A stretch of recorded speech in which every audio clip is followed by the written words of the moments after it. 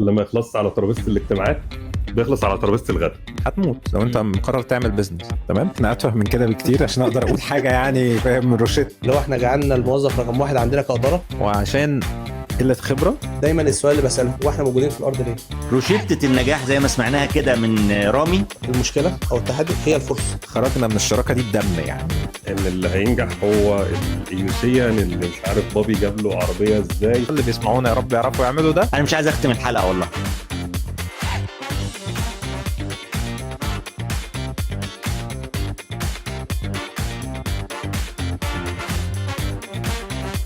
كاميرا دايره، ودي واحده بتهيألي من اكتر الحاجات او الحلقات اللي الواحد هيستمتع بيها. مش بهرج والله. انت بتطبل عشان مديرك. ده يعني مش مديري بس. ده مديري والمنتور بتاعي وكل حاجه. ده التطبيل بزيادة قوي. هنمنتج التطبيل مش مشكله. لا مبسوط والله بالحلقه. منورنا مستر رامي وباشمهندس احمد. رامي على طول عشان ماشي خلاص، يبقى رامي على طول واحمد على طول. اه خلاص عشان ايه نسرع المواضيع. ماشي. خش. التايكونز، الناس اللي فكرة التايكونز يا رامي اللي هي الناس اللي بتبتدي من الصفر وتوصل لان هي تبقى تايكونز في مجال معين، يبقوا احد الاباطير او احد العمالقة في المجال ده. الشباب الجديد مش مصدق الفكرة دي او مش مقتنع بيها قوي، ان ممكن حد يبتدي من الصفر ويوصل لان هو يبقى احد الاباطير في مجال معين ويبقى عنده صرح كبير. يعني انا شخصيا انا جيت الشركة بتاعتك وبسم الله ما شاء الله صرح. عايزين نفهم الفكرة دي، خاصة ان موضوع الستارت ابس والانتربرينير بقى منتشر جدا مع الشباب اليومين دول.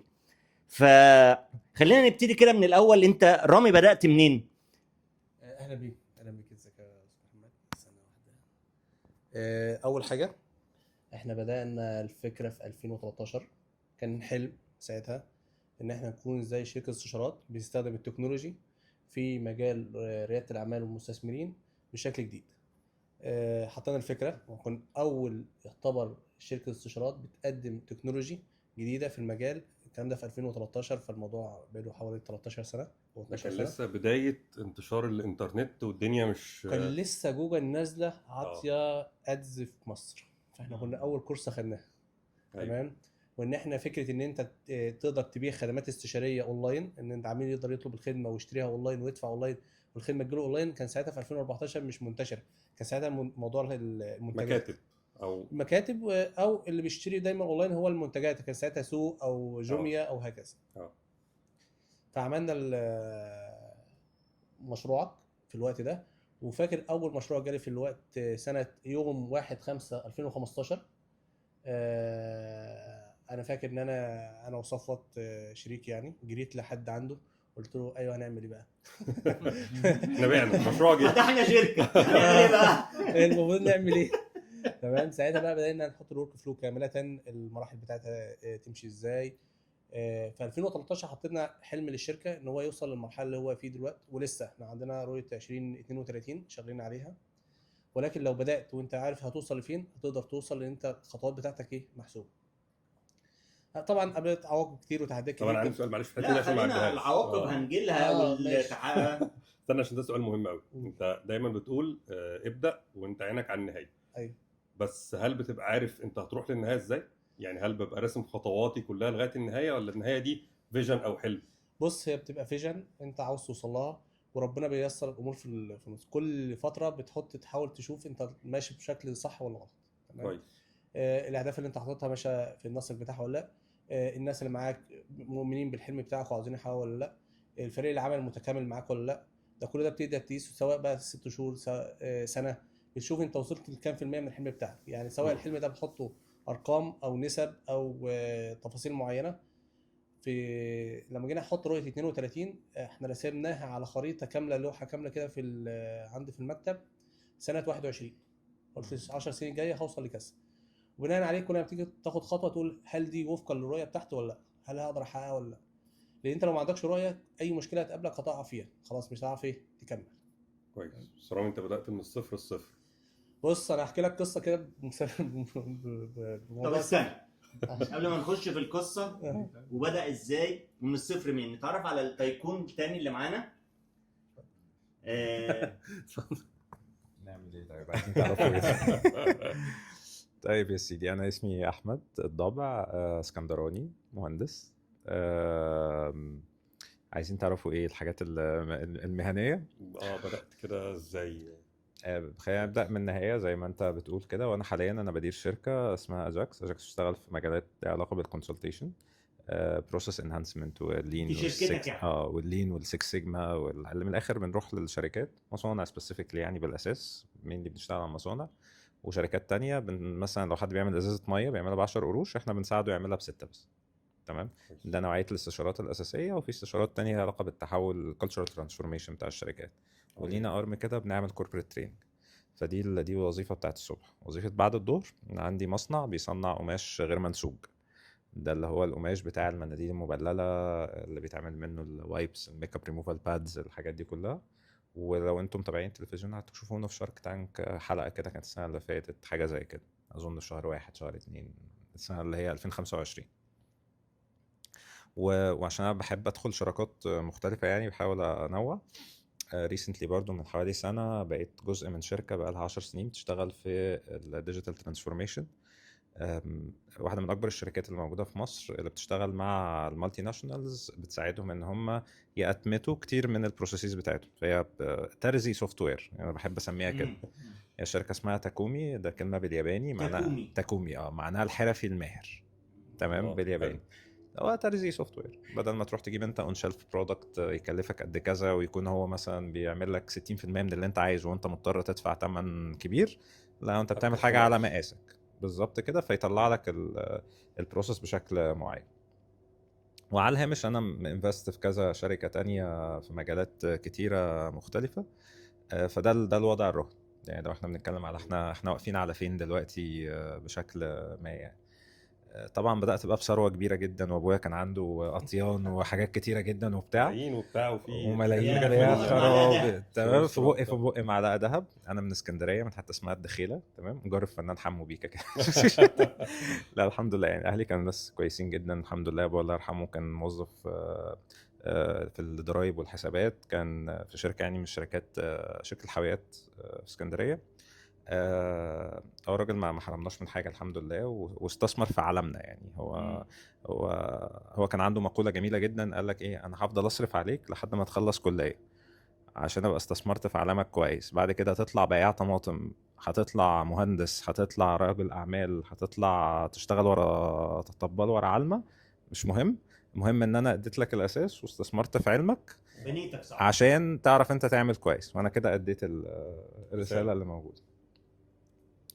ومن بعد كده ربنا بقى اكرم واراد مع شويه سعي يعني، بس طبعا توفيق ربنا قبل كل حاجه. فبدات الاقي فرص. فخلصت الجامعه، دخلت الجيش. انا مهندس اتصالات اصلا، فطبعا لازم اشتغل في مجال الاتصالات.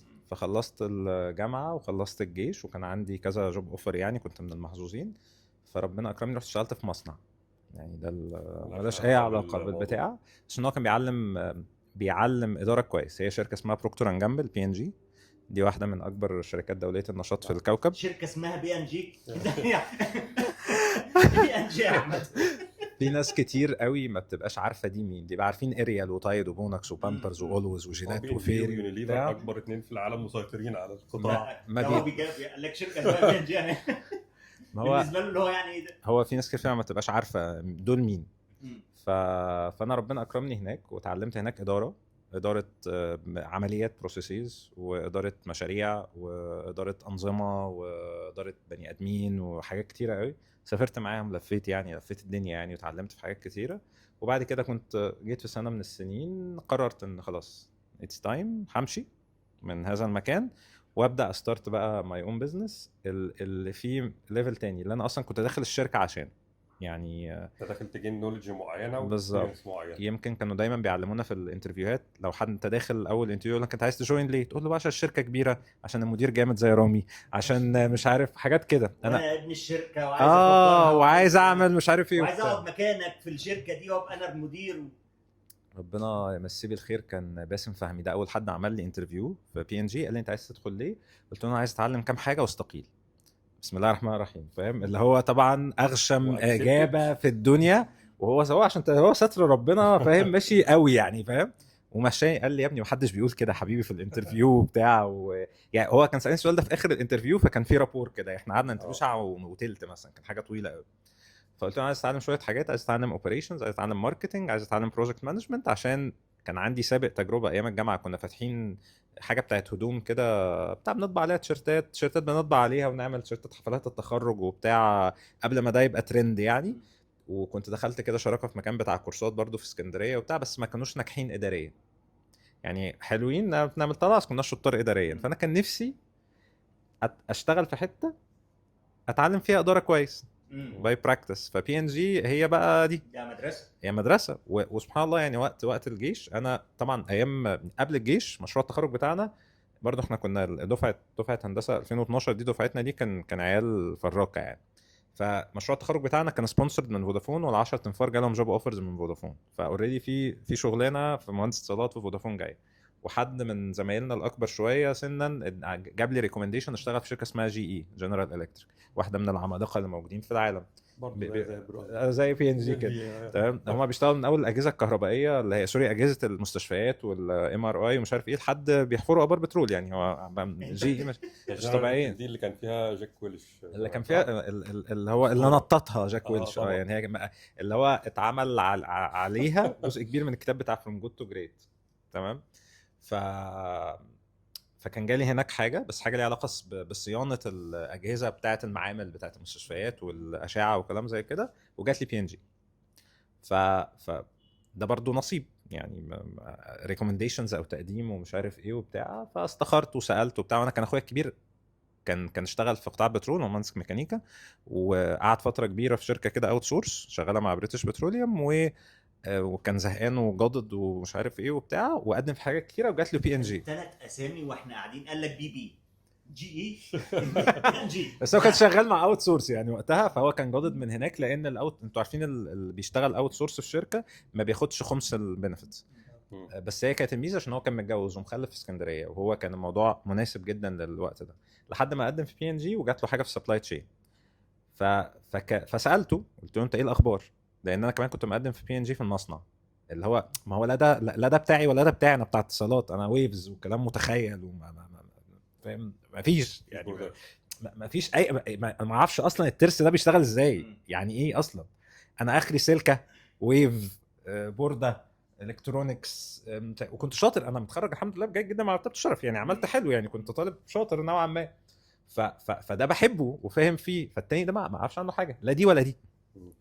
قال لي بقول لك ايه، عايز اداره خش يا باشا، خش على طول. استخرت وبتاع وايه وتوكلت على الله ومشي الحال. انا خلصت جيشي يعني، هو الكلام في اخر فتره الجيش برضو ربنا اكرمني بقائد كده في الوحده، انت عارف انه بتبقى رديف، اللي هي اخر فتره في الجيش بتبقى الدنيا فيها براح، خلاص انت على وش انك هتمشي يعني. فكان بيديني براحه اني اروح واعمل انترفيوهات وارجع ومش عارف ايه وبتاع. وحتى انا خدت راي القائد وقتها، هو راجل كان اسمه عمرو موسى، بس مش عمرو موسى السياسي تمام، عمرو موسى اسكندراني برضو، راجل في منتهى الاحترام يعني. فبرضه هو يعني اكد لي السكه اللي انا اخترتها دي، واستخرت ورحت PNG. خلصت جيشي في 2013 3 2013 1 2014 يا ربي لا انا اسف يا ربي، خلصت 3 صح، خلصت اخر 3 2013 13 4 2013 كان اول يوم ليا في الشغل في PNG. انا عندي هنا بس سؤال عايز استقطعك بيه قبل ما انقل لرامي. انت بدأت تشتغل من امتى يا احمد؟ ليه؟ لان عايز ارجع بالسؤال ده لرامي، لان انا عارف قصه رامي، قعدنا كده قعده حلوه وفضفض فيها معايا ما شاء الله. فانا عايزه يحكي القصه دي للناس. حلو قوي. انت بدأت تشتغل امتى يا احمد؟ بدأت اشتغل، هي الإجابة هتبقى شكلها غريبة، بس أنا بدأت أشتغل من 3 ابتدائي. بص زمان الله يرحمه ربنا ربي يبارك له يا رب يعني، زي ما بيقولوا هو ما بخلش علينا بحاجة، بس أنا طول الوقت كان في حتة إن أنا عايز يبقى معايا فلوس بتاعتي عشان أعرف آخد بيها قرارات. فمش هنسى كنت في مدرسه اسمها العجمي النموذجيه في العجمي في اسكندريه. ابويا كان بيدينا مصروف ربع جنيه وقتها، ده كان يعني كان ده رقم بعرف اجيب بيه بسكوت وشيبسي وممكن مواصلات وحاجه تانية وحاجة، كمان. كل حاجه. تمام. ف بس بس ده عمرك تعرف تجيب بيه حاجه اكبر من كده. واحيانا خلاص هو مفيش ربع جنيه فما فيش ربع جنيه، فمحتاج يبقى معايا فلوس عشان اعرف اعمل حاجات تانية. وعشان كمان انا اخواتي احنا 4 اولاد وكلنا كنا في نفس المدرسه، انا التاني، محمد احمد محمود عبد الله، فانا تاني واحد. فمهم فكنت محتاج يبقى معايا برضو فلوس لو انا عايز اجيب حاجه لاخواتي، لو عايز اعمل مش عارف ايه كلام زي كده. ف... فكان في فكره كده يعني ظهرت في دماغي. اكتر كان في فكره هنبتدي من اول، كان في فكره كده. نسجل بس فايه. لا عادي خلاص، ما كان هقطع عادي. لو عايزه تعدي ادخلي. عدي بقى خشي وهنقطع احنا. بس استعرنا مكتب من جوه. شكرا جدا. بس فكان في فكره كده مبنيه على فكره ندره الموارد. يعني لما كبرت بعرفت ان الموضوع كان جميل. احنا في المدرسه كنا بنحب نجيب اقلام معينه اللي هي القلم اليوني بول، عارفين ده كان اللي معاه القلم يوني بول ده كان ابن الناس ده، فاهم؟ ده كان ابن الناس الجامد قوي ده. تمام. والاستيكرات المعينه اللي هي عليها اللي هي جليتر كده او بتاع، اللي هي بتاعت بطوط وميكي وبتاع والنجوم وكده. جنب المدرسه ما كانش في مكتبه بتبيع الحاجات دي. انا مره من المرات زوخت كده من المدرسه وسرحت، فلقيت على بعد بتاع 6 شوارع مكتبه تانية بتبيع القصص دي، بتبيع الحاجات دي. تمام. بس صغنونه كده وبتاع، اصغر من حته يعني قد الحته اللي احنا قاعدين فيها دي. فسالت على اسعار الحاجات لقيت تمام، فانا ممكن اجيب فرق بتاعه كده كبيره بتاعت الاستيكرات بجنيه ونص. ففكرت واي نوت ان انا اشتريها بجنيه ونص واروح ابيعها فرد، ابيع الاستيكرايه الواحده بربع جنيه. فهي كان فيها بتاع 18 واحده مثلا، فثروه. فرحت وبعت وجربت اصلا. بقى معايا فلوس، والله العظيم معايا فلوس. بعد كده حد عايز قلم يوني بول، الفكره ان الناس ما تعرفش ان المكتبه دي موجوده. تمام.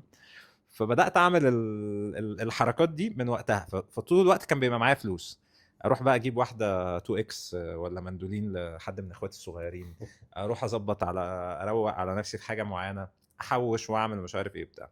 اعدادي كنت بدات اتعرف على الحاجات بتاعه الكرتون. وكان في كرتون مشهور وقتها اسمه يوجي، بتاع كروت كده وبتاع. عارف في فرق مساحات هنا. انا فاهم والله. انا تمام. لك زماني وعرفتوها. انا بالنسبه لي ما فيش. تمام. ما لحقتش انا الكلام ده. كان عنده شعر كده. اما كان عنده شعر سبايكي كده. أيوة. من الجيل اللي هو نفس الجيل. تمام. اللي هو كده. تمام. الميلينيالز دي. تمام. انا جيل الكرتون ال2 دي اللي هو كنا بنتفرج على الكرتون بيتحرك كده وبيتحرك كده بس ده كان قمه التكنولوجيا بالنسبه لنا يعني. بس يا سيدي، فالمهم الكرتون ده كان لذيذ وكان عامل ضجه كده في الدنيا. فقلت برضو وانا كنت بحب البتاع ده، بس ما كانش في مصر الكروت بتاعه اللعبه. هو كان كروت وحوش وبتموت بعض وبتاع، وانا كان ليا شويه تالنت كده في الرسم شويه يعني. فقلت ليه لا اجيب كراسه الرسم وارسم واقطع وادبس في كرتون واحطهم احطهم في جراب مقفول. عارفين انتوا زي ما كنا بنجمع الحاجات اللعيبه بتاعه الكوره فبنجمع في الالبومات. تمام. فنفس الكونسبت هتحطهم، وهو العيال هبيعها لهم في المدرسه. كنت في ابتدائي. ده اعدادي يعني كده مقبول. والله سبحان الله العظيم يعني. فاحطها في البتاعه دي كده ونبيعها. كنت عامل تسعيره، عايز تشتري بتاعه فيها حاجات بيبقى هم متقيمين بالنجوم، مش عارف من 1 ل3 نجوم بكذا الباك، مش عارف جواها مين. عايز حاجه مش عارف كام نجوم بكذا، وتسعيره وزعتها في المدرسه ووزعها في العماره ومش عارف ايه وبتاع. ما شويه فلوس لذيذ. بعد كده لما اتعلمت قدام بقى ان بقى في كمبيوتر وفي طباعه، فتعرفت على مكان بيطبع، فبدات انزلهم من على النت واطبعهم. فطول الوقت بفضل الله ما كنتش ببقى محتاج اطلب فلوس، والدماغ شغاله. ده كان الكونسبت. يعني هو الكونسبت، انا كان الكونسبت دايما انا مش عايز احمل على ابويا، هو فعلا شايل علينا بما فيه الكفايه. فعايز ابقى انا فاينانشالي اندبندنت زي ما بيقولوها كده، انت مستقل ماديا عشان تعرف تعمل اللي انت عايز تعمله. وتاني هو الافكار دي مش جايه لي من عندي، ما هو برضو ربنا ميسرها. هو انا هفضل اقول لكم في كل الكلام اللي بنقوله هو ربنا بيسر الحاجات بيحطها. فمهما سعيت هو لازم ربنا يكون حاطط الحته المعينه، لان فاهم انا مش جايبها من عندي. ما انا مش جايب لا ده ولا ده ولا ده ولا ده ولا اي حته من عندي، هي بتاعت ربنا. لو انا ما بعتهاش انا ما خدتهاش، صح. وهكذا. لما دخلنا الجامعه زي ما بقول لك بدانا الموضوع بتاع الترام ده اللي هو بتاع التيشيرتات، بدات الموضوع بتاع السنتر بتاع الكورسات ده مع جماعه يعني. الحاجات بدات تكبر بسكيل، ومتعرفت على الانشطه الطلابيه وبقيت احتك بناس وعلاقات وبتاع، فالسكيل بدا يكبر من هذا النسق يعني. فبس سيدي. انا بس هدخل بعامل مشترك كده ما بين القصتين قبل ما ننقل لرامي. فكره الاثنين كانوا بيدوروا على الفرص اللي موجوده في السوق، الفرص المتاحه. فانت شفت الفرص ان مفيش من اول ابتدائي مفيش القلم اليونيبول ومفيش معرفش ايه، فابتديت انفست في ده. ورامي شاف في نفس الوقت ان شركات الاستشارات ماشيه بوي معين قديم لا يصلح ليه الديجيتال ترانسفورميشن اللي كان ابتدى ساعتها، فراح لفرصه.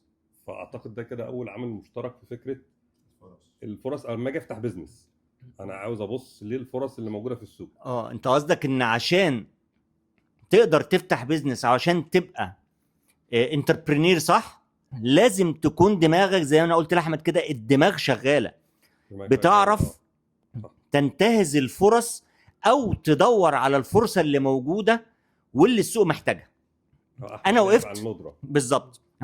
انا وقفت عند نقطه تانية يا وليد، واللي هي انا استلهمتها من قصه رامي، اللي هي ايه؟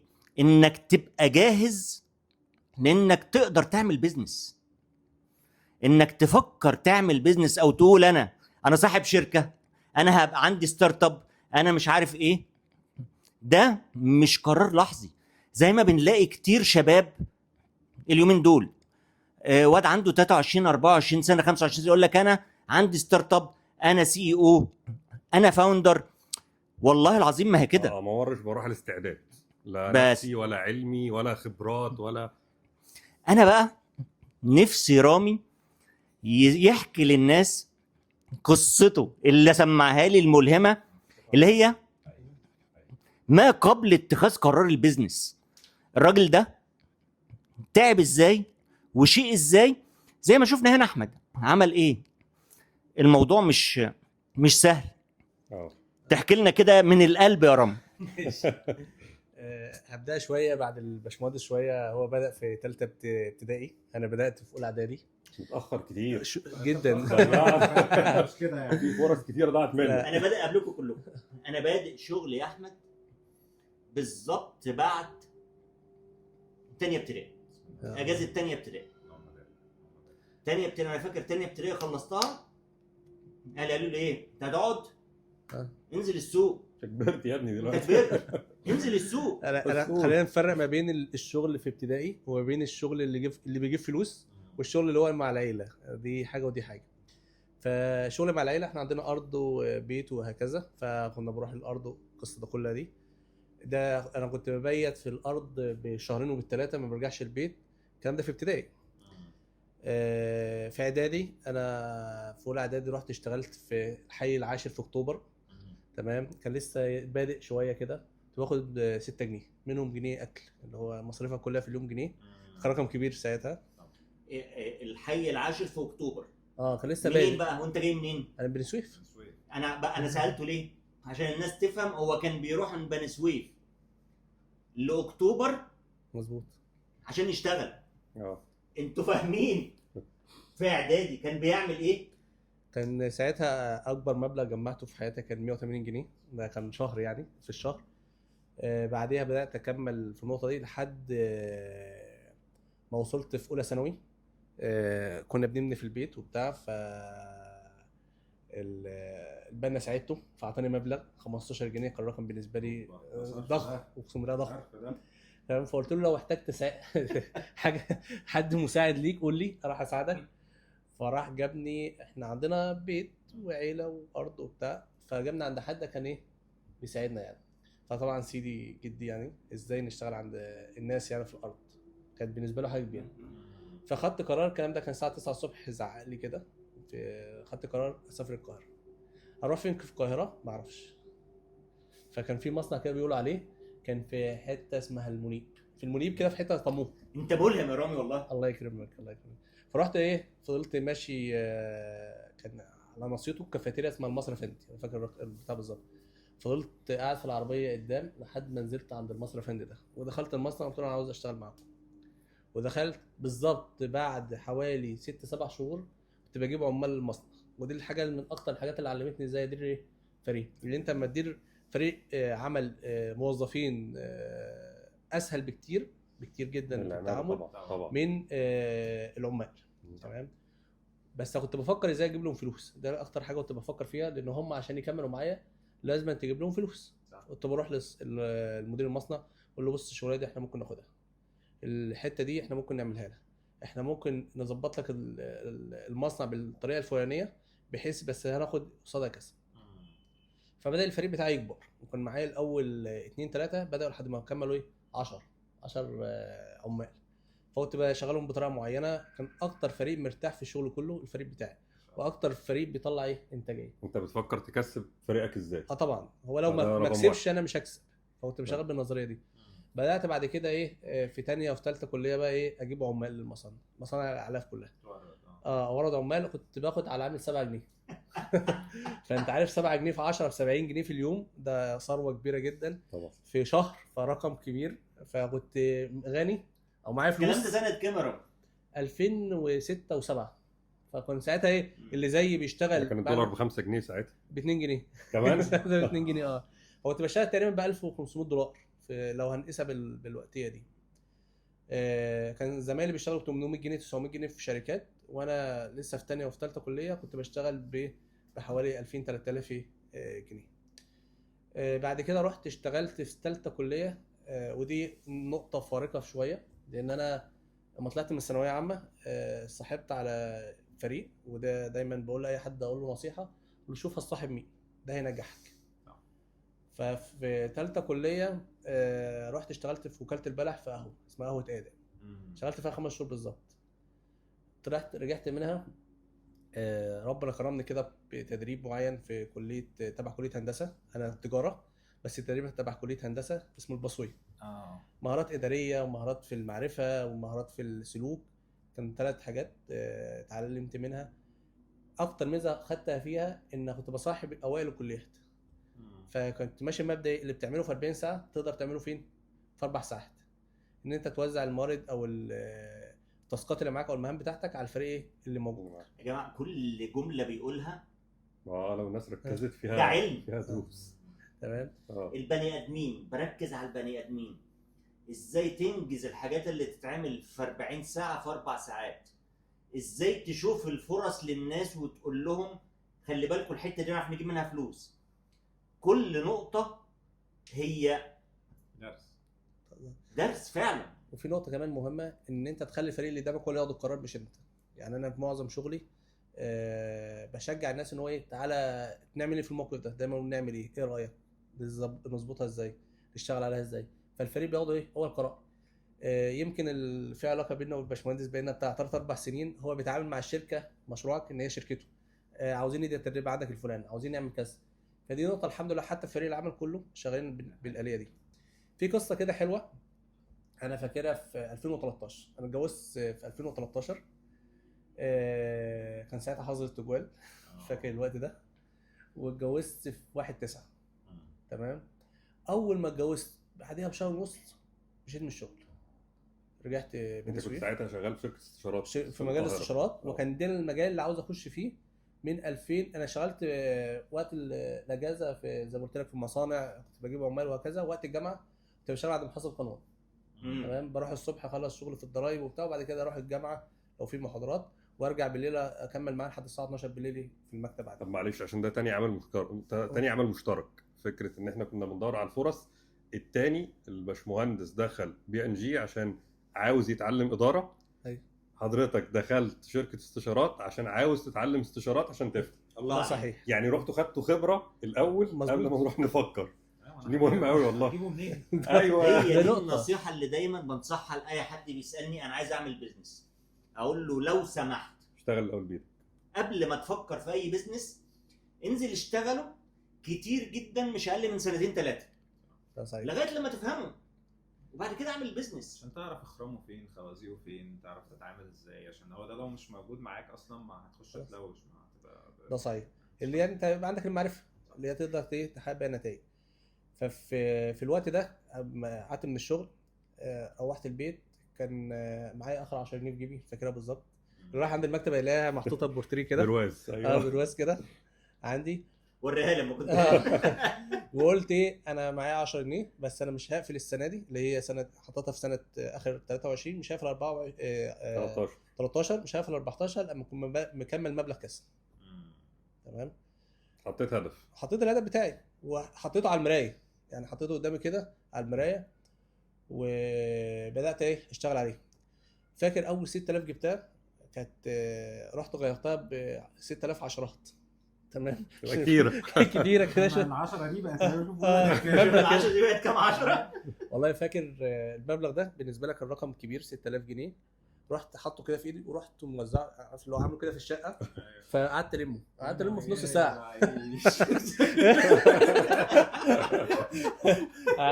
والله فعليا وما عادش في الشقه في اليوم ده لان في ناس كان لها فلوس خدته.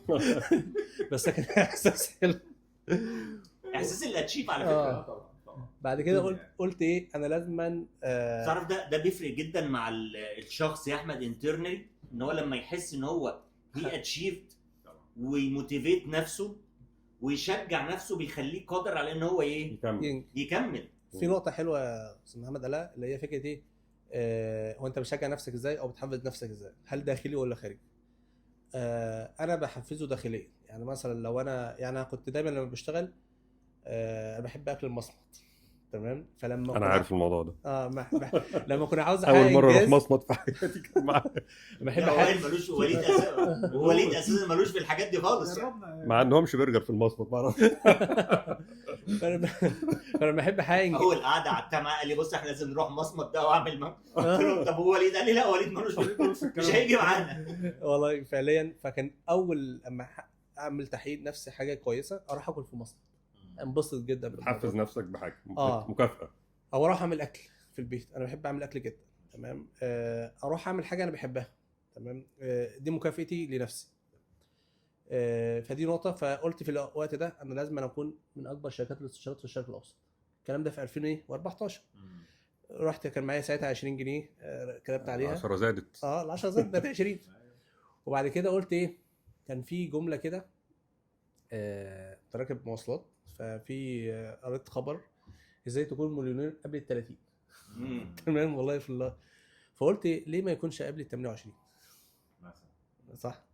فبدات اشتغل على النقطه دي، ازاي انا احقق الهدف بتاعي. والحمد لله في حته حسن ظن بالله. انت طالما عندك حسن ظن بالله ربنا يكرمك وتحقق اللي انت عايزه. بقول ان انا هنجح في الحته الفلانيه اللي ربنا بيكرمني وبنجح فيها. بس في نقطه مهمه قوي، وانت بتنجح انت لازم يبقى معاك فريق بينجح معاك. تمام. انت ما عمرك هتنجح لوحدك، ما عمرك هتنجح وانت الفريق مش موجود بيساعدك في الامر ده. هنجيلها دي يا رامي لان دي بقى اللي هي ايه خلطه النجاح اللي هنسمعها منك وهنسمعها برضو من احمد. نبدا بالباشمهندس. عاوز تقول حاجه ولا ننقل للباشمهندس؟ طيب انا عاوز بقى برضو احنا كده خدنا البدايه بتاعه الشركه، هتوقف دلوقتي عن البدايه. احنا في 2014 بدات بقى بعد ما سبت PNG. بدات ازاي؟ جات لك الفكره ازاي ولا عملت ايه؟ ماشي خلي ده هنا ماشي عشان لو هيبقى قريب مني وده هنا عشان طيب سبت PNG وبدات ازاي. هو البلان كانت قبل ما اسيب PNG. معلش ممكن سؤال؟ انا اسف بس ازاي تبقى في PNG وتسيب اصلا؟ ده من اكتر يعني جات لك الجرأه هو ده كان من اكتر الاسئله اللي اتسالت لي في حياتي. ما ينفعش في حياتي. تمام. ما فكرتش. طيب انا عايز اقول لك سبت PNG بعد ما اترقيت ب4 شهور كمان. يعني هي PNG الرانكينجز فيها جوه مصر بتبقى بالباندز كده. انت بتخش بتبقى حاجه اسمها باند 1 ده كده اللي لسه داخل في الاول. الترقيه اللي وراها ده انت بتبقى مسؤول عن، في الاول بتبقى عادي مسؤول عن حاجه عمليه بروسس معينه، وبعد شويه بتبقى زي سينيور يعني بتبقى مسؤول عن تيم. فانا بعد مثلا 5 شهور كان معايا 36 واحد. تمام. دي برضو ميزه قويه جدا. 36 واحد اصغر واحد فيهم اكبر مني ب10 سنين يعني برضو عشان نتخيل. انت المسؤول عنه. انا مسؤول عنهم. فنيين دول فنيين وسوبرفايزرز وناس افاضل يعني. ولحد النهارده الناس دي اهلي وعشيرتي يعني. انا بعزهم بحبهم جدا جدا جدا جدا يعني. والحاجات رايحه جايه للابد. بعد كده انت بتمشي في خدت بقى assignments، اتعلمت حاجات كتيره جدا جدا جوه PNG الصراحه. اتعلمت الساينس بقى بالظبط. بالظبط، يعني اتعلمت هناك حاجه اللي هو العلم بتاع اللين والسكس سيجما ده اللي انا فتحت بيه الشركه بتاعت اجاكس بتاعت الاستشارات. اتعلمت بروجكت مانجمنت اللي هو دلوقتي تخصصي، ورحت درسته في الجامعه الامريكيه فتره طويله، وعملت بيه مش عارف ايه، وانشات بيه شركات، وبنيت بيه مصنع ومش عارف ايه، ده برضو كان في الوقت ده. اتعلمت سايبر سيكيورتي اللي هي ملهاش علاقه اصلا بمجالي خالص، بس كان نيد معينه في الشركه، فبدات احتك بالتكنيكاليتيز بتاعه الاي تي ومش عارف ايه وبتاع، اللي النهارده سهل عليا جدا الاي اي ادوبشن، ان انت تتعامل مع الذكاء الاصطناعي، عشان انا اتعلمت ده هناك. انت كده بتدينا وصفه العلم يا احمد. ما حلو قوي، ما حلو هي قوي، ما انا مبسوط بحاول قوي. بقول ايه بيودي فين. تمام. اتعلمت هناك حاجات في السبلاي تشين، لان انا كنت مسؤول عن جزء من السبلاي تشين بتاعه الباك ماتيريال او الحاجات بتاعه التغليف، اللي هي الكراتين والاسترتش والازايز بتاعه الفيري والغطا والستيكر اللي بيتلزق، بتجيبه منين وتاهل موردين ازاي والكلام ده كله. فده علمني ازاي اهل سلسله الامداد كلها، يعني ما حدش يشتغل لوحده زي ما رامي ما بيقول، ومش بس انت بقى والفريق، لا هو انت والمؤسسات اللي وراك. يعني النهارده علشان حد يطلع منتج، اغلب الظن هو حتى لو هو شغال لوحده، هو اكيد وراه حاجات، وراه سيرفيس بيشتريها، سوفت وير بيشتريه، وراه سبلاير بيشتري منه، وراه بيت زوجه بتساعده في البيت عشان يعمل مش عارف ايه. فالتاهيل بتاع دول عايز اقول لك من الحاجات المهمه جدا اللي خليك تعرف تنجز. ما انت لو انت كل ده متخرم وانت عندك اصيع تيم في الدنيا هتلبس. تمام. فالحته دي كانت برضو من الحاجات اللي فعلا فارقه جدا، وتعلمتها بشكل كويس قوي، الاحتكاك بسلسله الامداد ما قبلك وما بعدك. فاهمني؟ يعني انت مش كيان متفرد في الكون، انت مش السي او الفتاك الجامد جدا اللي مش عارف ايه زي ما استاذ محمد بيقول وصباح الفل. وطبعا اتعلمت اداره مشروعات بشكل كبير وجريت هناك. الموضوع لمسني بقى قوي قوي، دخل قلبي جدا، وحتى جوه الشركه خدت كذا درجه جوه، يعني بحاجات بنتعلمها، وبقيت زي كاني السبجكت ماتر اكسبرت اللي بيعلم اداره المشروعات لبقيه الشركه. فالموضوع استهواني، يعني جاء على هون في نفسي كده زي ما بيقول. وجيت خدت ترقيه ما، تمام، اللي هي بانتو، اللي انا دلوقتي مدير زي مدير قطاع. تمام. مدير قطاع دي كان السالري وقتها انا مش هنسى، انا قبل القصه دي كان مرتبي في التشارات حاجه مش عارف 15 16 الف جنيه، واحنا بنتكلم سنه كام؟ 2016 16 17 حاجه في الرينج ده. والترقيه خلتني اخد 33 الف جنيه. ما شاء الله. تمام. فعلى وقتها، على سني وقتها 28 سنه نفس البتاع، على الوقت ده كان مرتب رائع. طبعا. وغير كار الاونس برضه تمام بقى، دلع، ما فيش احلى من كده في الدنيا. كل ده بقى. تمام. انا اصلا اول ما جت الترقيه انا كنت داخل عشان انا كنت عايز اتعلم حاجات في الماركتنج، حاجات في اداره والبروسيسز والعمليات، وبروجكت مانجمنت. كنت عايز الثلاثه دول. كنت وقتها اتعلمت بروجكت مانجمنت، كنت اتعلمت اوبريشنز، كنتش عارف اتعلم ماركتنج. حاولت الوبي واروح في الشركه مع الماركتنج ومش عارف ايه وبتاع، ما ظبطتش. مش هرد عليك تمام. لو ما نكش ما يبقاش صح كده. فوالله العظيم حاولت جدا الوبي. المشكله ان هي بي ان جي متقسمه كيانات قانونيه مختلفه، يعني المصانع كيان قانوني، الاداره اللي فيها الماركتنج والسيلز ومش عارف ايه كيان قانوني تاني، فعشان تروح من هنا لهنا قصه لازم تستقيل من هنا وتروح هنا فيلم كده معين.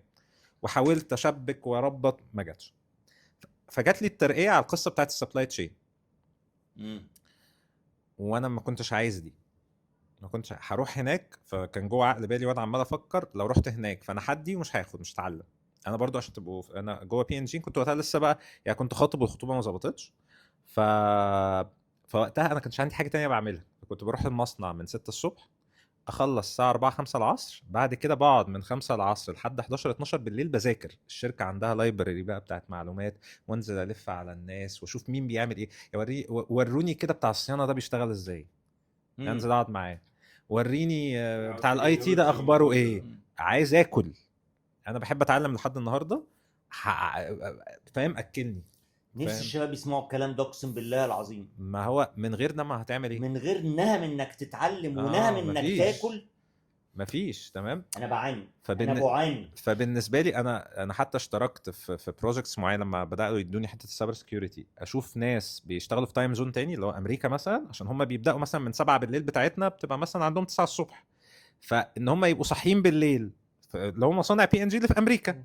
فابدا اتواصل معاهم وافهم منهم واخد منهم تاسكات. اساعدهم هناك وبتاع. طبعا ده كان هيساعدني في الشركه ان انا بساعد المصانع التانية او الجهات التانية وبتاع، وبتعلم واشوف الدنيا دي ايه الاخبار. فلما جات لي الترقيه في حاجه مش اللي انا عايزها، قلت لهم يا جماعه هذا فراق بيني وبينكم، انا عندي بس هخلص البروجكت اللي انا مسؤول عنه في الحته دي، عشان بس ما يعني انا اخر اسبوعين وانا في PNG ما روحتش يعني كنت ببات على الخط يعني في ظهر عشان الخط تخلص لهم، عشان اخلص الحاجه، عشان تعمل هاند اوفر بشكل سليم زي ما ضميري يملي عليا وزي ما ربنا يبقى تمام. شايفين الكوميتمنت؟ عايز اقول لك الموضوع، لان انت سيبك بقى اصلا يعني غير الكوميتمنت، هو البني ادم بيبقى له سمعه.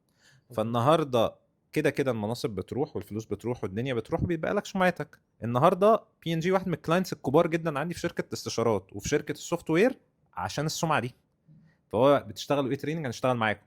تشتغلوا ايه سوفت وير، هنشتغل معاكم. تشتغلوا في الاستشارات، يلا هنشتغل ما هو عشان عارف ده، يعني هو عارف الليفل بتاع السيرفيس ديليفري ومش عارف ايه والكلام، يعني الحته دي مظبوطه عشان السمعه. ومعظم النهارده الدنيا بتمشي بالسمعه، مش بالاعلانات، مش بالادز، مش بالكلام ده كله. هي سمعتك انت بتعملها ازاي، وكل ما بتعمل سمعه كويسه كل ما الموضوع بيبقى احسن. هو زي بيسموه يعني في العلم بيسموه الباي موديل، اللي هي بيرفورمانس وايمج واكسبوجر. الانسان اللي بيخليه يتقدم اداؤه 10%، صورته الذهنيه عند الناس 30%، 60% الاكسبوجر اللي هو مين اللي شايف ده، السمعه دي اللي هي السمعه. ف 60% من نجاحك سمعتك طبعا. تمام. وتاني توفيق ربنا والقبول اللي بيحطه قبل كل واي حاجه. فالمهم قررت بقى ان انا لما لقيت مش هتعلم، مرتبي بدا يزيد جدا، خفت. لا يا معلم انا كده لو كملت هغرز، هيبقى عليا اقساط، هبدا اكمت ويبقى عليا اقساط ومش عارف ايه وبتاع. وكان ده بقى اجابه السؤال بتاعك. انا عايش فرشت الفرشه الاولانيه عشان ما تجيش تقول لي انت ايه اللي خلاك تقرر القرار ده، فاهم؟ فقررت ان لا مش هينفع، انا يا جماعه هستقيل، مش هينفع. تمام. وكنت عارف اني هفتح الشركه بتاعت الاستشارات، ولكن ما كنتش عارف هتبدا ازاي وهبدا في ايه وتمشي ازاي. يعني الدنيا الصوره الصراحه ما كانتش باينه قوي، بس الاكيد اللي انا متاكد منه ان مش هينفع اكمل هنا. فاهمين قصدي؟ حتى وقتها جالي الرئيس القطاع بتاع الاتش ار قعد معايا، لان انا لسه مترقي. ده بالنسبه للشركات الكبيره انت مترقي فانت هاي بيرفورمر وهتمشي، دي مشكله بالنسبه في سيستم الاتش ار. دي مصيبه يضربه هو في الKPIs. قعد معايا قال لي طب انت عايز تمشي ليه؟ حكيت له، قال لي يعني انت مشكلتك مرتبك عالي، نوطي لك مرتبك يعني. ما كانش ناس كتير فاهمه ده. تمام. ولكن خدت الخطوه ومشي الحال، فقررت ايه، فسحبت بقى الخط هنا. فده هارد كات، وانا مقتنع ان في حاجات كتيره جدا جدا ممكن تخليك ما تتقدمش. يعني هو اصلا الصعب في الموضوع، وهختلف شويه هنا مع رامي، من وجهه نظري مش الصعب ان يبقى عندك رؤيه، اللي اصعب انك تقطع طرف الحاجات اللي يعني الحاجات اللي بتقول لها لا. الصعب الحاجه ان انت بتبقى اوريدي كبني ادم انت مشبوك بحاجات كتير ورا ظهرك شداك، حاجات في البيت، حاجات في الشارع، حاجات في العيله، حاجات في المنطقه، حاجات في الناس تعرفها عندك في السوشيال ميديا، في مش عارف ايه وبتاع. اللي انت تعرف تقول له لا، انك تعرف تقول لا، هو ده اصعب بكتير من عندك رؤيه. تمام. في مقوله كده الحته بتاعت لا دي بحبها قوي، بيقول لك every time we say no we grow. كل مره بنقول لا الحاجات احنا بنعرف ننمو عشان في فرص تانية بنركز عليها. بيج تايم بيج تايم. فحس يعني في وقتها اللقايه الكبيره دي هي اللي فتحت معايا افاق تانية كتير. انا لحد النهارده زمايلي ناس اوريدي في PNG وبيكبروا بيبقوا دايركتورز وبليفلز كبيره وبتاع، يجي يسالني هو انت فعلا راضي عن القرار ده؟ من غير ما افكر طبعا راضي عن هذا القرار. وبيبقى هو بيتمنى انه خد الخطوه دي بدري عشان يبقى يعني هو ربنا فتح عليا جدا لما اخدت هذه الخطوه.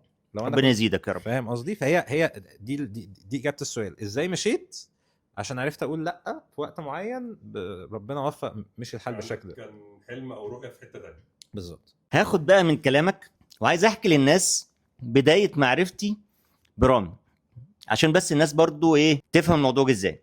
انا جالي كول، احنا عايزينك في استشارات سيلز لشركه مشروعك في بني سويف. وهروح بني سويف ومش عارف ايه وايه الموضوع بصراحه ربنا ماشي. خدت العربيه ورحت. انا وقفت لحوالي مثلا 2-3 دقايق واقف قدام المبنى بسم الله ما شاء الله ربنا يزيدك يا رب، منبهر ايه الصرح ده. ورامي بقى خدني و فرجني على المبنى كله، والدور ده اداره كذا، والدور ده اداره كذا، والدور ده اداره كذا. ومن الادارات اللي عجبتني جدا جدا عنده قال لي ودي ما جبناش سيره اداره الماركتنج خالص، قال لي دي اداره سعاده الموظفين. انا فاكر كان اسمها سعاده الموظفين او حاجه زي كده. فعايزين نسمع من رامي بقى خلطته في ان هو ازاي وصل للصرح ده، واللي هي خلطت بقى اللي هو ايه الشغل اللي بالايدين بقى، عمل ايه، خد القرار امتى ان هو يفتح، ظبطها ازاي، وصل لان هو يبقى عنده الصرح ده ازاي ما شاء الله ربنا يزيده. خاصة ان هو بيهتم بحتة قوي البني ادمين. مثلث النجاح يا رامي. تسلم. مثلث النجاح من لازم. بص انا دايما عندي كده طريقه كده او معادله بشتغل بيها، اللي هو او المثلث بتاعي اللي هو ربحيه، رضا موظف، رضا عميل. رضا الموظف، رضا العميل لازم نكون متساويين مع بعض. يعني احنا بنقول مثلا رضا العميل 90%، يبقى لازم رضا الموظف 90%. زي ما عميل تجربه عميل جوه الشركه بكل تفاصيلها، عاملين تجربه موظف جوه الشركه بكل ايه تفاصيلها، من اول يوم لحد ايه، حتى بعد فتره زمنيه كبيره، حتى لو هو يمشي من الشركه ازاي العلاقه بتاعتنا تفضل ايه مستمره. يعني وكان عندي دايما مقوله كده شغالين عليها، اللي هو احنا جعلنا الموظف رقم واحد عندنا كاداره، فجعل الشركه رقم واحد ايه عنده. ودي قابلناها في حاجات كتير ومواقف كتير جوه الشركه الحمد لله. لا الموظف بيعتبر الشركه مكانه وبيته، وبيخاف عليه اكتر ايه يمكن من الاداره نفسها ومن احنا كاشخاص. تمام. فدي معادله بداناها من 2016 انت 17. بتعمل زي ما كنت بتعمل مع العمال زمان، انت آه. بتفكر ازاي اكسبهم، ازاي ينجحوا. بالظبط. بص دايما بقول لهم كده، نجاحك هو نجاحي، انت لما بتنجح انا بنجح، انت لما بتكبر انا بكبر، انت لما بتتطور انا بتطور. فانا اكتر واحد حريص ان انت تنجح، اكتر واحد حريص ان انت تتطور، اكتر واحد حريص ان انت تكبر في الحته بتاعتك. لان معنى ان انت بتكبر معناها ان انا بكبر معاك، ان احنا بنتطور مع بعض، ان احنا بنكبر وبنخلي الكيان ده اكبر. وفي 2000 فاكر كنا عددنا 5 في مكان قاعدين في اوضه واحده، فقلت لهم ازاي هندير 50 واحد، احنا النهارده 5، ازاي لو احنا 50 هنديرهم. قعدنا نرسم، يمكن حتى التيمات والفرق موجوده لحد دلوقتي، طبقناها في 2020. الكلام ده في 2015 16 كانت اللوحه موجوده، وكنا ساعتها رسمنا خلايا نحل. تمام. فازاي نشتغل كخليه نحل ايه واحد، طبقناها في 2020. تمام. لما جينا في 2020 انا دايما باخد راي التيم في كل حاجه. شباب احنا هنعمل كذا كذا كذا، اي خطه او اي بلان بعرضها عليهم الاول احنا هنعملها ازاي. وفي ميزه عندنا كافراد ان احنا بنفكر بشكل ايجابي، يعني حتى الفكره لما بتجي لنا احنا شايفينها ايجابيه، مش حتى لو ايا كان سلبيه او فيها مشكله، ازاي اطلع من الامر ده بحاجه تفيدني وتساعدني ان انا انجح. ففي 2020 لما حصلت كورونا طبعا كلنا قعدنا في البيت وهكذا. اول قرار خدته جبت الفريق كله وقلت لهم كده احنا قدامنا قرارين، يعني نتوسع يعني نكمش. نكمش معناها ان احنا بعد فتره نقعد كلنا في البيت. نتوسع يعني نتحمل تكلفه وتعب وتحديات التوسع. خدنا قرار ان احنا نتوسع في الكلام ده في شهر 7 2020. شهر 7 اللي بعديه 2021 كان عندنا 7-8 فروع في الشرق الاوسط كلها. طلع عينينا طبعا في الاجراءات العمل والسيستم، ولكن نجحنا الحمد لله مع بعض. في سنه 21 خدنا قرار ان احنا نعمل رؤيه 32. فجبنا ورقه لوحه، وانا احب الرسم دايما بقول عندي اجندات كده فيها خطط الشركه كلها، تطورات الشركه، ولا انا هوصل للحته دي. تمام. ودايما تبقى قدامي انا عملت ايه في النقطه دي، وصلت لها ازاي. وفي حته كده الباشمهندس قالها حلوه قوي، توفيق ربنا قبل اي حاجه. بقولها بشكل تاني، طبعا توفيق ربنا وحسن ظن بالله، ان انت طالما عندك حسن ظن بالله ربنا يوفقك في الحته دي. لا واهتمامك بالموظف، انا شفت ده بعيني يا رب. يعني الفتره اللي كنت معاه فيها الاداره اللي هي بتاعت اسعاد الموظفين دي، كل يوم الصبح تيجي تصبح عليك بشوكولاته، انا اقول لك تيجي على حاجه، تصبح عليك بورده. ده صحيح يا جماعه في ايه؟ لا احكي لك انا موقف، احكي لك موقف على القصه دي طب عشان ده استنى مهم. بقى، من قبل ما مطعم في اخر دور للموظفين عشان يطلعوا في اي وقت ياكلوا. انا قعدت معاه قلت له رامي انت ليه عامل ده؟ ده فلوس كتير قوي. لا لازم الموظفين ديورنج اليوم يطلعوا فوق يتغدوا ويشربوا ويتغدوا وترابيزه سوا بينج ومش ويتغدوا عارف. سوا دي آه. نقطة مهمة. سوا فانت بتلعب على منطقه حلوه قوي يا رامي. انا ما عمري هكبر لوحدي، تمام، ودايما ما عمري فكرت ان انا هكبر. يعني لحد دلوقتي انا شايف نفسي شخص اقل واحد في الفريق، يمكن اقل واحد بشتغل فيهم. هم كلهم ما شاء الله ما شاء الله عليهم، كلهم اصحابي. انا في سن متوسط بالنسبه لهم، في اكبر مني طبعا وفي اصغر مني.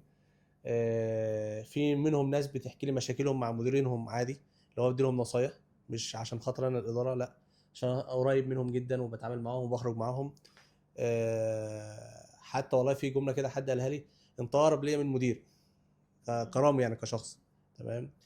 ما عمري فكرت في واحد بشكل سلبي ان هو، لا بالعكس بنصحه، بقول له انت ممكن تعمل كذا يعني. في منهم بيجي يقول لي انا بفكر اقدم استقالتي في شركه، تمام، فاقول له بص طب ليه تقدم استقالتك ليه؟ عشان كذا كذا. اقول له ممكن تقول لا معاك حق اقدم استقالتك وانا اساعدك في الحته دي، تمام، اطورك في الحته دي، لا طب ممكن اخش معاك شراكه في الحته دي، تمام. وفي منهم ناس يجي، يعني فيهم حد من افراد العمل جاء قال لي انا هقدم استقالتي واروح للمكان الفلاني. قلت له يلا انا معاك، نروح مع بعض وبتاع وهساعدك ان انت تشتغل في المكان الفلاني. وبالعكس ده انا هعمل لك كمان اقعد مع الاونر اللي هناك واقول له واسبورته بشكل كويس جدا. دلوقتي الشغل بتاع الشخص بتاع الشركه دي كله عندي انا، تمام. فبفكر بالطريقه دي، ازاي ان كله كسبان، ازاي كله ينجح مع بعض، ازاي ان العلاقه تكون افضل واحسن. والحمد لله من ضمن المميزات اللي بقولها ان انا ما عنديش مشاكل مع حد. علاقتي دايما كده طيب. مريحه وطيبه، حتى سواء الاشخاص اللي مشوا. وانا من النوع اللي ما بزعلش، يعني ممكن 5 دقايق 10 دقايق بالكتير قوي، بعد كده الموضوع خلاص بينتهي من دماغي. بفكر دايما كل لحظه ازاي اكون مودي انا ايجابي، ان انا انجح، ان انا اكبر، ان انا اتطور. وبقعد مع نفسي كتير، ومع نفسي ده اللي هو اقعد في البيت شويه. انا بحب التلفزيون جدا، اقعد مع نفسي ساكت كده اسمع التلفزيون، اقعد مع نفسي ازاي اخطط، اقعد مع نفسي ازاي حتى لو كوبايه شاي متضايق اروح اعمل كوبايه شاي لنفسي كده واقعد مع نفسي. انا النهارده يعني مبسوط، النهارده الحمد لله كلت، نمت نوم كويسه، قاعد في بيتي مرتاح، مش عاوز اكتر من كده. الرضا ايوه، والتسامح النفسي دي نقطه رسائل لازم الناس تفهمها، انك تبقى راضي ومتسامح وتعمل اللي عليك وتعمل اللي عليك. وقصه ان تصميمه على اللي انت قلتها دي يا وليد من شويه، ان كل الشركه بتطلع تتغدى مع بعضها كلها في نفس الوقت، دي في حد ذاتها كتاب. هقول لك على واحكي لنا بقى القصه بتاعت جمله اداره شهيره ساعات عشان في الموظفين. قصص كتيره، بس في جمله شهيره في الحته دي. اتعلمت منه حاجه حلوه قوي. يقول لك ايه؟ لما يخلص على ترابيزه الاجتماعات بيخلص على ترابيزه الغداء. صح. ليه ترابيزه الغداء؟ انت فاهم احنا بناكل، انت فاهم، مع اصحابك مع اسرتك، ما اعرف، تلاقي حاجات كتيره قوي بتخلص. ممكن يبقى حد زعلان من حد، حد شايل من حد، حد عاوز حاجه من حد. فالحته الوديه دي هي بتخلص حاجات كتيره قوي. ايه الموضوع بقى بتاع اداره هحكي قصه وهساله سؤال. تمام. هو كان مسافر السعوديه فتره، مش فاكر من كام سنه كده، قعد حوالي 3 شهور في الفرع هناك يعني. وبعدين في خلال الفتره دي المبيعات كانت قلت سنه، تمام، يعني قلت حبه حلوين كده. فاحنا كنا واجهنا تحدي يعني. وهو جاي بقى من السعوديه وجي مش فاكر كان يوم قال لك تاني يوم الصبح في ميتنج. قلت لهم بس يا جماعه رامي جاي هيدور فينا الضرب كلنا عشان المبيعات وما اعرفش ايه وبتاع. ده متوقع بقى ان هو فاهم هيخش يضرب. فدخلنا الميتنج الصبح. الميتنج كان حوالي مثلا نص ساعه، ساعه الا ربع، حاجه زي كده. بيضرب فينا على ايه؟ هو ازاي موظف مش عارف كان محتاج لايه ومحدش وقف معاه؟ هو ازاي ما اعرفش الموظف الفلاني كانت مراته حامل وبتولد، مفيش حد من الشركه راح كلمتوه؟ طب الساعه الا ربع او نص ساعه هو بيتكلم على الموظفين، ما جابش سيره المبيعات بجنيه ولا اي حاجه. والله ما بهرج. قاعد كده، انا اصلا قاعد انت بتقول ايه؟ انا مستغرب. وادانا تقريبا بعديها ولا اسبوع او اسبوعين قال لك في دلوقتي، بص بقى الكلام على ايه، في دروب دلوقتي في رضا الموظفين، ماشي، قدامكم اسبوعين وانا هدخل بنفسي كل اداره، لو لقيت الموظفين مش راضيين عن المدير في الاداره وعندهم مشاكل، عارف انا اللي هعتزل له. انا هعتزل له، اتكل على الله. مم. شوف الفكر في ساعات الموظفين في الاخر، ما هو ده هو اللي هيجيب لك النجاح زي ما هو بيقول. فدي هي رقم واحد. دي نقطه. تاني نقطه، ودي حته برضو مهمه ومشتركه قوي لاحظتها، رامي، انت بتخطط للي جاي. يعني انت بتتوقع ايه اللي ممكن يحصل وتبتدي تستعد له. زي ما قلت، انتوا كنتوا 4-5 افراد، بس كنت بتفكر لما نبقى 50 هنعمل ايه، صح؟ وانا فاكر، وده انا كنت قبل كورونا معاك، وكنت فاكر في خطط الشركه قبل كورونا، يعني مع بدايتها لقينا تفكير هو لا قدر الله لو حصل لوك داون وهنقعد في البيت هنعمل ايه.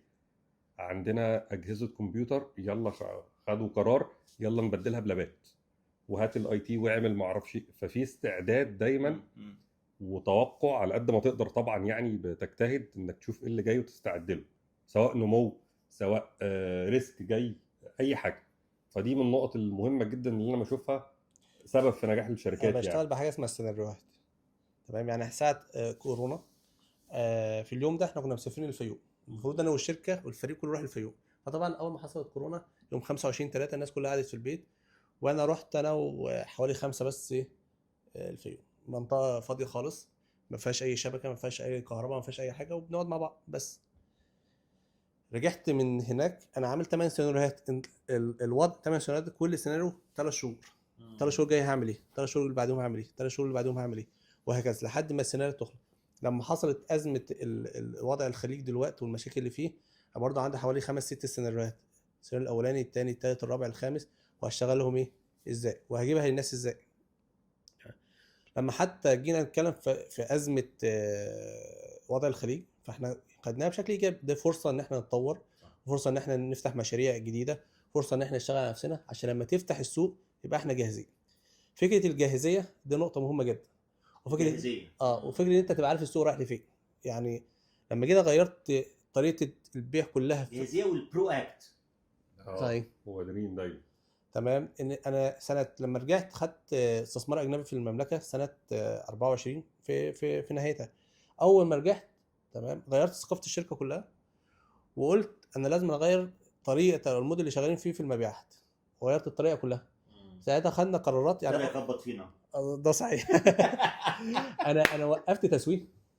يعني وليد عارف احنا اعلانات يا جماعه، اصله إعلانات. هنوقف اعلانات بايد مروح وقف تسويق. انا بعمل ايه جوه الشركه؟ احنا بنوصل ميزانيه كبيره جدا في الاعلانات، كبيره ضخمه، تمام، من 7 ارقام، رقم كبير، ملايين سنويا ملايين يعني. فوقفتها، تمام. خدت كده قرار ان انا هنوقف التسويق وهنبدا نعمل علاقه مع العميل بشكل مختلف، تمام. ساعتها احنا كنا بنبيع عدد معين من الخدمات الاستشاريه، رقم حوالي 900-800 في السنه. ده رقم كبير جدا يعني، تمام. على احنا فريق عمل كبير، فالارقام شويه. فكان عدد العملاء اللي بتشتري مني حوالي ل 900 خدمه او 800 خدمه 700 عميل. فانا قلت لا، ازاي ان انا اعلي القيمه بتاع العميل، بدل ما هو بيشتري مني بجنيه انا عاوز اشتري ب2 وب3، اللي هي السي ال في او ال تي في، تمام. فقدرنا نوصلها النهارده بعد سنتين ان هو 800 خدمه شارينا 300 عميل بس. فده رقم 3 اضعاف الفتره اللي فاتت، وبنسعى يبقى اكبر من كده. بدأنا نبص، طب انا عندي دلوقتي فريق عمل شغال، ما ابصش للشركه، ابص للعميل. هو العميل محتاج ايه مني، ازاي اساعده ان هو ينجح، ازاي اساعده ان هو يكبر، ازاي اساعده ان هو بخدمات اساعده ان هو يتطور في المجال بتاعه او في الحته بتاعته. كاستمر اورينتد.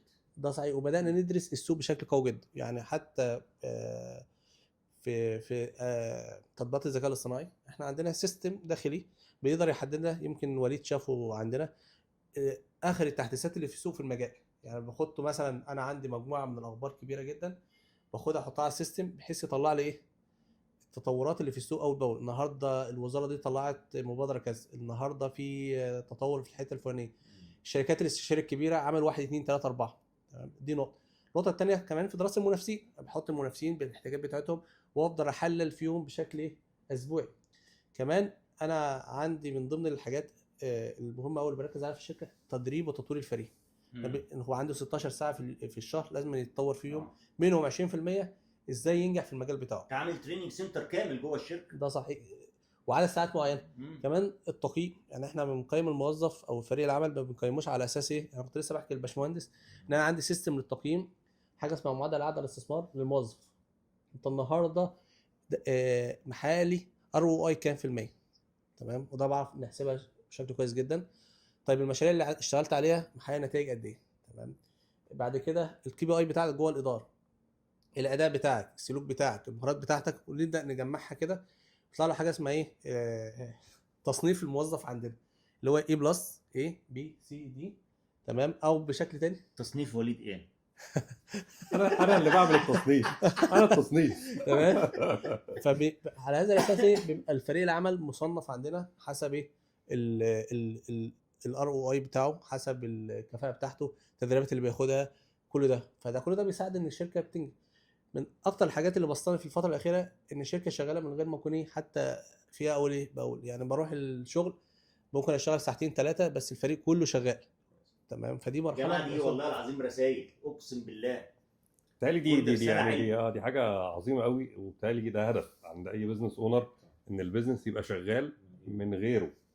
بس ده كمان من ضمن الحاجات، احنا كل ما بيحصل خطر في حته معينه او تحدي او مخاطر في حته معينه بنبدا ندرس ازاي نعالجها عندنا في مشروعك. لو ايه حصل فبنعملها سيناريو، الموقف ده لو حصل هنعمل 1 2 3 4 فيه، تمام. مثلا لما حصلت حرب الحاليه، الوضع الحالي في السوق، فطيب ايه الحلول اللي المقترحه تاني نتوسع فيها، سواء في مصانع، احنا نشاط خدمي استشاري، ازاي نفتح مجال صناعي، ازاي نفتح مجال تجاري، ازاي نخلي فريق العمل نفسه مكمل معانا فتره زمنيه طويله. ازاي نساعد العملاء في الازمات بتاعتهم. ده صحيح. ازاي نبحث عن فرص تانية في شمال افريقيا او جنوب افريقيا. فيعني في دايما ايه نظرة للحدث اللي موجود، وازاي نفيد العملاء بتوعنا منه، وازاي برضو ايه نقلل الضرر بتاعنا. بص، في حته حلوه قوي شغال بيها، ان المشكله او التحدي هي الفرصه. لو انت عندك مشكله فدي فرصه كبيره جدا للتطوير، وان انت تقدر لو عالجتها فانت كده بتحقق ايه نتائج. حتى تعريف المشكله نفسها وتعريف الفرصه هو واحد، هو ان انت متوقع حاجه معينه تحصل، فيا اما تتوقعها بقلق وتحدي، يا اما تتوقعها بايه بتحفيز وطاقه ايجابيه، وان انت تنجح ايه وتحقق او تكسب ايه منها، تمام. كمان لازم دايما بقول ان العلاقه بيننا، يعني مثلا العلاقه بيني وبين الباشمهندس احمد لازم مبنيه ان هو يكسب وانا اكسب. ما ينفعش ان انا عاوز منه كل حاجه وهو عاوز مني كل حاجه، كده العلاقه فيها طرف ايه واقع. فازاي احنا الاثنين نكسب. في ميزه تانية دايما بقولها في الموضوع ده، هو حسن النيه، تمام، وان انت تتفائل بالخير طبعا ربنا يكرمك بيه، وان انت تخليك مرن. المرونه بالذات تخليك تنجح في حاجات كتيره جدا، تمام. يعني انا كنت بتكلم مع الباشمهندس في مشروع بيننا كده ان شاء الله باذن الله شغالين عليه، بقول له من ضمن الحاجات ان انا اشتغلنا مع بعض ان احنا مرتاحين لبعض، ودي نقطه مهمه قوي في الشراكه اللي ما بين الناس، او حتى في الفريق لازم يبقى مش هقول لك شبه بعضيه، الثقافه بتاعته واحده، تمام، عشان يقدر ينجح ايه وينجح مع بعض ويساعد بعض ان هو ايه يكبر. فدي التركيبه اللي شغال بيها. طيب ناخد بقى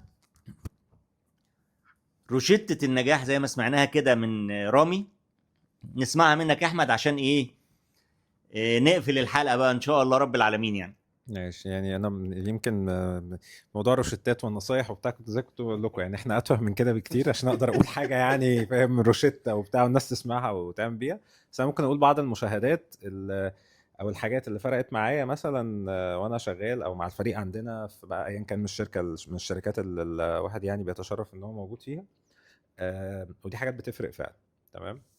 الاولانيه كان ليها علاقه بشراكه ما نجحتش، على عكس بقى الحته اللي ان شاء الله دي هتنجح والدنيا يمشي الحال كويس يا رب ان شاء الله. يعني يمكن كان في مره من المرات احنا وقت كورونا الشركه بتاعت اجاكس بتاعت التريننج كونسلتيشن قعدنا مثلا تقريبا 7 أو 8 شهور الناس ما بتعملش تريننج، تمام. ده كان الكور بزنس، وكونسلتيشن كنا بنعمل حاجات اقل. الناس ما بتعملش تريننج او كونسلتيشن، دي حاجات محتاجه تبقى موجوده فيس تو فيس. يمكن احنا اكتر عشان شغل الاستشارات بتاعنا على الارض جوه المصانع وحاجات زي كده. فوقت كورونا كله روح البيت، فقعدنا بندفع مرتبات 8 شهور، وبعد كده ما كانش فيه، خلاص خلصنا قفلنا الكاش ومش عارف ايه وبتاع. فالموظفين فضلوا موجود، يعني يعني احنا حاولت حتى ان نشوف لهم حاجات ريموت مش عارف ايه وبتاع، حاجه شبه اللي رامي كان بيعملها، نشوف لهم حاجات عشان يشتغلوا، لان الدنيا ما كانتش اظبط حاجه. وفي الوقت ده كانت ظهرت 2 اوبورتيونيتيز، منها المصنع اللي هو بتاع اللي طلع على شارك تانك الكبير جدا ده، اللي سبحان الله يعني مشي الحال. وكانت شراكه تانية ظهرت في الوقت ده لشركه بتشتغل في مجال الاي اي، وقت ما الاي اي ما كانش ترند.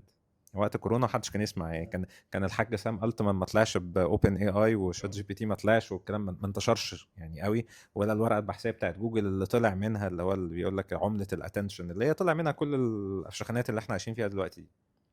فطلعت شراكه من الشراكات مع فريق بيشتغلوا ببعض الحاجات بتاعت الذكاء الاصطناعي للمصانع، بيعملوا ابلكيشنز بتركب على السيستمز اللي موجوده، وبتطلع انسايتس قويه جدا للصيانه، للسيفتي، للكواليتي، لحاجات في الريتيل. الكاميرا مثلا تشوف ناس جوه المحل بتاعك ويحللوا هم بيقفوا فين اكتر من كاميرا المراقبه العاديه اللي موجوده في السقف، بيقفوا فين اكتر، بيشتروا مين اكتر، الكونسيومر بيهيفير شكله عامل ازاي، حاجات زي كده. وبدانا الشراكه دي، وعشان قله خبره في الحته المعينه يمكن، او ربنا ما كانش رايد، الثقافه ما كانتش اظبط حاجه. كنت مشارك 2، واوريدي كان في تيم بتاع 16 واحد تحت الشركه دي، الشركه كانت شغاله، بس اختلفنا في واختلاف وحش قوي. اختلاف خسرني كتير، فلوس كتير قوي قوي في وقت اوريدي انا يعني ما كانش في شغل. فاهمين قصدي؟ فلوس كتير فعلا جدا جدا جدا، وكانت حاجه من اسوأ الكلام. كان يعني خرجنا من الشراكه دي بدم، يعني مش دم حقيقي، بس هو بدم يعني، فاهم؟ حاجه طلعت من حاجه من اسوأ التجارب اللي الواحد عدى بيها في حياته. في خلال وقت المصنع فيه كان بيتبني، حلم بقى بيتبني، و100 مليون جنيه وقتها كانوا بيتحطوا في اصول وارقام بقى تانية ودنيا تانية. ففي الخضم بتاع الحاجات دي كلها انا اتعلمت درسين فرقوا معايا بقى لحد النهارده، ويمكن اي حد في شركه اجاكس دلوقتي، او حتى الشراكه الجديده بتاع السوفت وير اللي دخلتها، او في المصنع، او في حاجه من الحاجات اللي انا داخل فيها شريك، بحاول اقولها كل مره. الاولانيه هي الايه اللي بنقراها في سوره الكهف كل جمعه: واضرب لهم مثل الحياه الدنيا كماء انزلناه من السماء فاختلط به نبات الارض فاصبح هشيما تذروه الرياح وكان الله على كل شيء مقتدر. الايه دي فيها درس مرعب.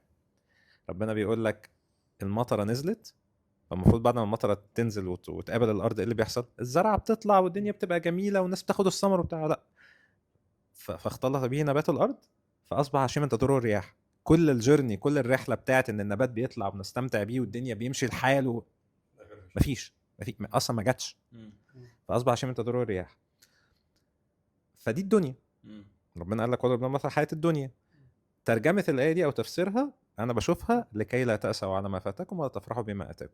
يعني كده كده في البيزنس، طالما انت قررت هتدخل في بيزنس ومش عارف ايه وبتاع، هتاخد خوازيق. فلو انت مش شايف ان ده عادي وهيعدي فاصبح هشيما تضره الرياح ويلا اللي بعده، هتموت. لو انت مقرر تعمل بيزنس، تمام، فلا تأسوا على ما فاتكم. وفي نفس الوقت الله وشراكه وجديده، وان شاء الله ربنا هيكرمنا ويمشي الحال وتمام وزي الفل وبتاع، ما تزيطش. ما هو برضه تاني ما هي مش بتاعتك، ما تعرفش ايه اللي هيحصل. ان شاء الله ربنا هيكرم وبتاع، ولا تفرحوا بما اتاكم.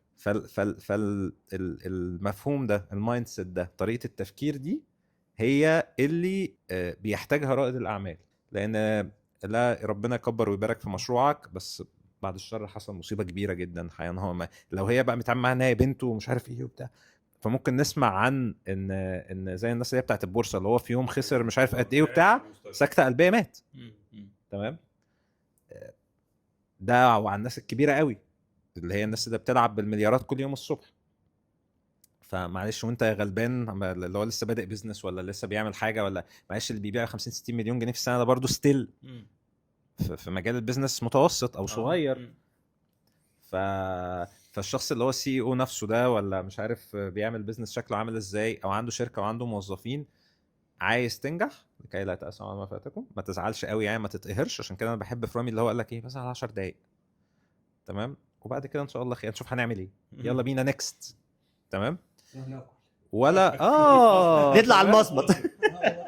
ولا تفرحوا بما اتاكم. ربنا اكرمك بحاجه كبيره تاني، انت مش انت اللي جايبها، هو اللي جايبها لك. هي دي هبه، جفت. تمام. مين اشد واحد كان عنده ملك في الكون؟ مين؟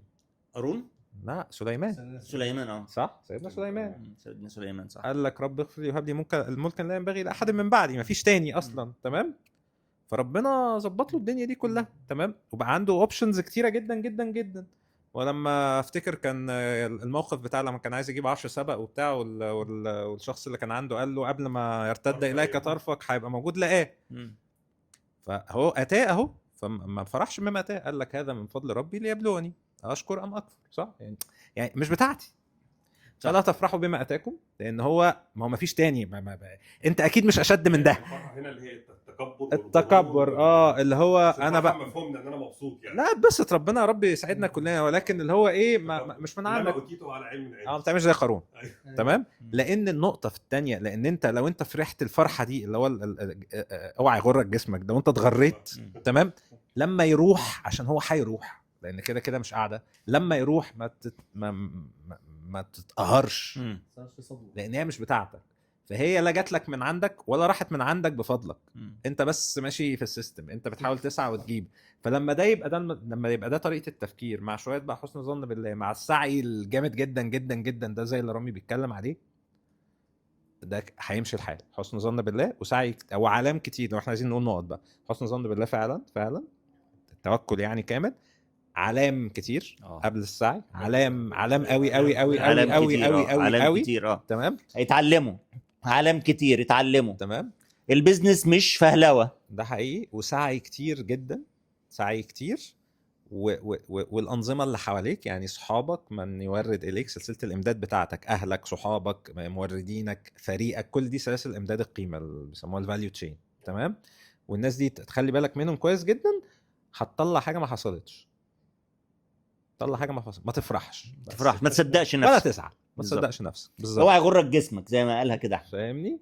لو ده موجود اغلب الظن، يعني فكر انت على اي حد ناجح موجود في الدنيا، اغلب الظن مور لسه هتلاقيه بيلعب في نفس الحته دي.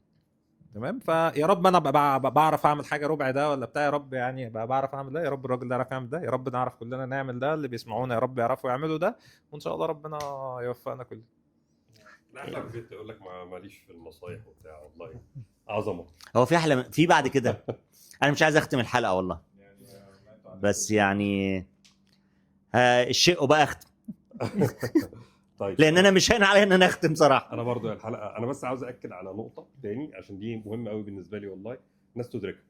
احنا من اسر متوسطه الحال، الحمد لله ربنا كويس، تعلمنا كويس، لكن احنا مش من اسر اصحاب الملايين والعقارات عشان بس احنا دلوقتي في كونسبت كده صغير ان اللي هينجح هو الايوسيان اللي مش عارف بابي جاب له عربيه ازاي وبدا الصفر بتاعه من معرفش كام مليون وبتاع. لا ده مش شرط، مش لازم. النجاح دايما هنا، يعني في جمله كده دايما بحب اقولها: انت نجاح هنا، انت عاوز تنجح هتنجح، انت عاوز تفشل هتفشل، خلاص. ده مش كلام تنميه بشريه، ده كلام لا ده قرارك، ده قرار ثالث. ابن وزير، ابن غفير، مش هتفرق. ممكن ابن وزير يضيع فلوس، ده صحيح. ابن غفير برضه يضيع فلوس ويضيع اللي مش موجود ويضيع السمعه. انت بتسعى، وطالما عارف ان عاوز تنجح وانت مخطط لده بشكل كويس جدا وبتسعى فيه، ربنا يكرمك، هتلاقي انت بتسعى. اما لو انت معتمد على الفلوس او ان انت عندك ثروه او عندك كذا، هتروح حتى لو معاك ملاش قيمه. دايما السؤال اللي بساله: هو احنا موجودين في الارض ليه؟ عشان نعمر الارض، صح؟ فهنعمرها ازاي؟ ان احنا نطور فيها ونحسن في جودتها ونفتح فيها مشاريع جديده وهكذا. تمام. فمالهاش علاقه بالفلوس، لها علاقه ان انت بتفكر ازاي وعاوز توصل لفين وهتنجح ازاي. فالنجاح هو داخلي عندك. تمام. فلو مصدق ان انت ناجح هتنجح، حتى لو انت حاجات بسيطه هتتحرك بالاتيتيود ده.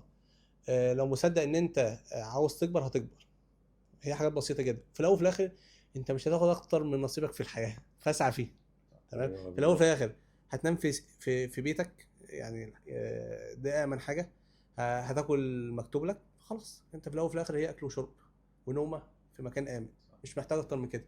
ولما الواحد بيحصل له مشاكل او تحديات او ازمات، بقول في الاول وفي الاخر هي اخرتها ايه؟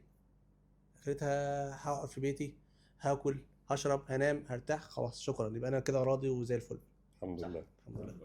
انا مبسوط بالحلقه دي يا شيكو، واتمنى والله اتمنى الناس تاخد بالها من الدروس اللي اتقالت بين السطور، لان في حاجات كده اتقالت هو ده احنا عديناها ما ركزناش عليها. صح. بس هي دروس في التجربه ما بين الاثنين، سواء موضوع العلام، موضوع ان اروح اشتغل في حته، موضوع اهتم بالفريق، مواضيع كتيره قوي كده اتقالت في كل النص. جمله كانت بتتقال درس. درس. لو الناس ركزت في كل جمله اتقالت صدقوني هتطلعوا بمنهج كامل للنجاح ان شاء الله رب محتاجة ورقة العالمين. قلم والله، بس تكتب هذه فعلا محتاجه ورقه وقلم، وتطلع كل جمله من الجمل دي وتبتدي تفكر فكر وتحللها. تحللها اه وتطلع منها بايه وتحققها ازاي. صح. لان في الاول وفي الاخر هي حلقه ايه ليها مده. هي جمله بس وراها خطه عمل. الله هي جمله بس وراها مواضيع كبيره قوي. نورتونا والله ومبسوطين. احنا اللي جينا لهم، احنا اللي نورنا، احنا في مكتب شركه، احنا في مكتب احنا نورناكم. احنا نورنا في البرنامج. هم نورونا في البرنامج واحنا نورنا. لا والله مبسوط ان مش اول مره اعمل بودكاست في قعده كده. في قعده لذيذه. أيوة. وانا من النوع اللي بقول دايما بتاع اوبريشن، انا هتلاقيني بتاع شغل على طول على الارض، على خط الانتاج زي ما أيوة. بقول. يعني حتى في الشغل بسميه خط الانتاج بتاعي بتاع الشغل. فهتلاقيني خلاص فاهم بعمل اللي اقدر عليه، بسعى فيه، بحاول انجح فيه الحمد لله. فانا بشكركم والله ان انتوا اعطونا وقت ان احنا نتكلم باريحيه، نتكلم نطلع اللي جوانا. قبل الباشمهندس احمد بقالي كتير قوي ما اتقابلناش، من شهر 10 اللي فات تقريبا. فبشكركم والله على بشكر طبعا استاذ محمد بقالي كتير قوي حبيبي ما تقابلناش حبيبي معاه. يا رامي وليد حبيبي. طبعا صديق. احنا ما تقابلناش بقالنا 3 ايام. بقالنا 3 ايام، ما أو تاكلوا 3 ايام. يومين الاربع. نورتونا والله، والله فعلا مبسوط بكميه الدروس ديت، وربنا يوفقكم في الشراكه الجديده وفي شراكاتكم دايما باذن الله يعني. يا رب. اشوفكم على خير.